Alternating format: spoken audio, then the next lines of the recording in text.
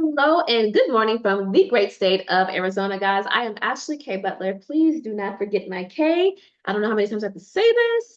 But anyway, guys, today I'm coming at you with this week's BYOB Insights. Again, my friends, if you have not been following along, I'm not talking about bringing your own bottle. I'm talking about, yes, ding, ding, ding, becoming your own banker by Rest His Soul, R. Nelson Nash. And so today, guys, we are going to be talking about the grocery store example that Nelson brings to light. It's actually on pages 15 and 16 if you have the paperback version here, like how I do, the fifth edition.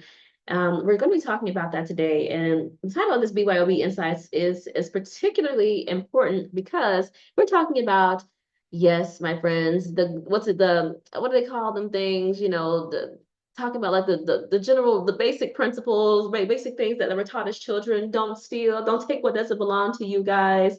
We are talking about that today. Okay, so before we jump into that, I actually want to share a picture with you guys that I saw on good old social media. Now, guys, I'm not sure if this nonsense is real because more than everything, more than half of everything on social media is not real.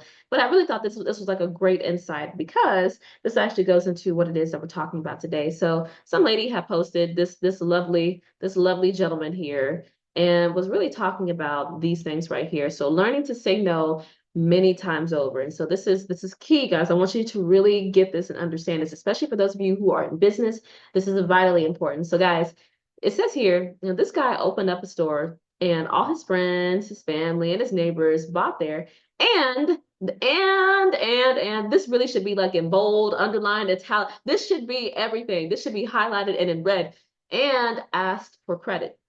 Okay, and so that's going to be a different way that Nelson talks about that inside the book. Okay, but as it says here, a few years later, this is all that's left. So here we have a fully stocked grocery store where customers can come in and say, "Hey, I need X, Y, and Z." They can get it here. They can't do that. Okay, and sometimes it says here, sometimes we say yes when we should have said no.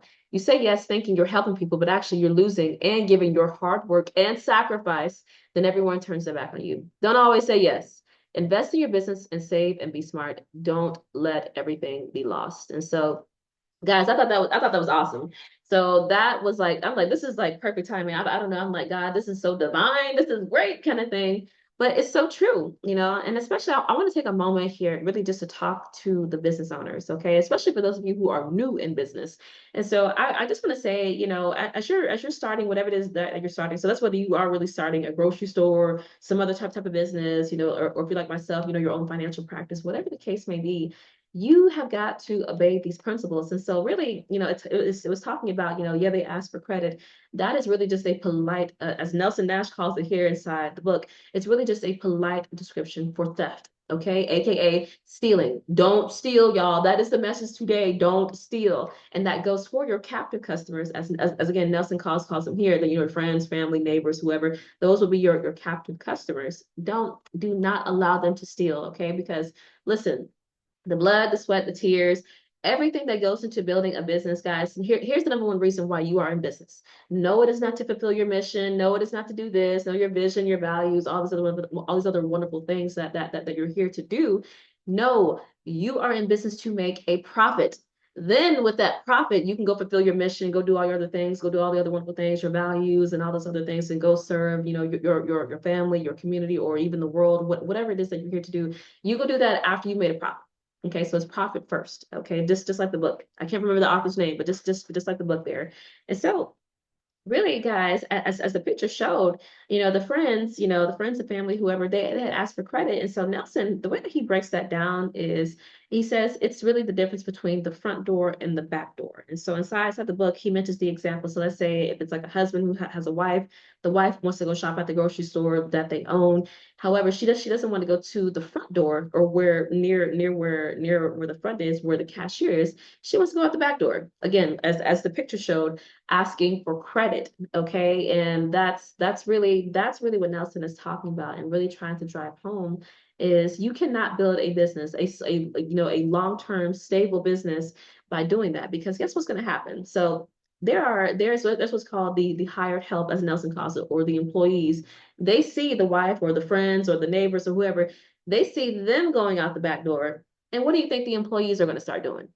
Exactly. They are going to start stealing. They're going to start taking from the grocery store. And again, that is going to go into profits. Okay. And so again, I cannot stress this enough, and especially when it comes to doing infinite banking, especially comes to, it comes to building these systems. People, they think, oh, well, it's my money. I can do whatever it is that I want to do. I can take out policy loans and not pay them back.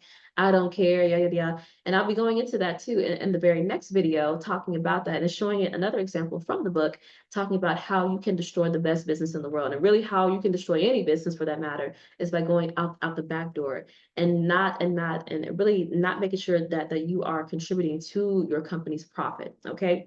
And so again, not only does it apply to you, the individual, the owner of the business, that also applies to your captive customers. Again, that's family, that's friends, that's neighbors, whoever the case may be. Okay. And so again, keeping in mind that you are in business, number one, first, to make your profit.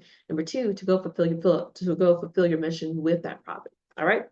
Because not only is it really human behavior that we have to overcome, but it's also another piece to it as well. So there's what I call the governmental piece. Okay, yes, and who am I talking about, friends, when I'm talking about the government and business? Yes, guys, I'm talking about the IRS. Yes, I know it's tax time and all those other kind of wonderful things. And yes, yes, my friends. So yes, they are what Nelson calls here, and what I don't like to call the silent partner in your business. So not only do you have to worry about the human problems or the human behavior issues that you have to overcome, there's also the other side, the other external factors that you also have to overcome. Because as Nelson says here in the book, the IRS's stance on this is, the more you make, the more we take, kind of thing. So I had heard, what was it? It was somebody a long time ago who had said, if you say like the IRS, if you take out the space between the IRS and put it together, it's theirs. Okay. So guys, so yes, I get it. I understand it too.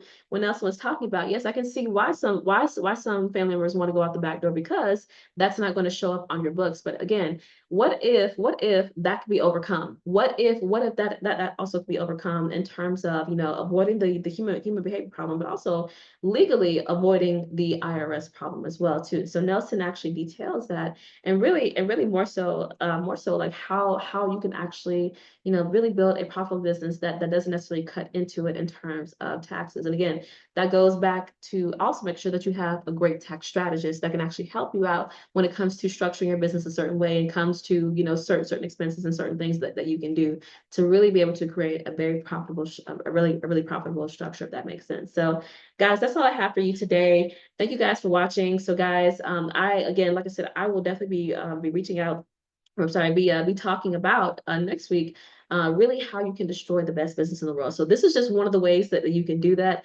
Next week, I'm going to talk about an actual example and a few more recent examples that actually happened, specifically as it relates to infinite banking, and how you can also do that as well. So again, guys, thank you guys so much for watching. This is Ashley K. Butler. I'm so happy you guys watched this, and that's all I got. So until then, peace out.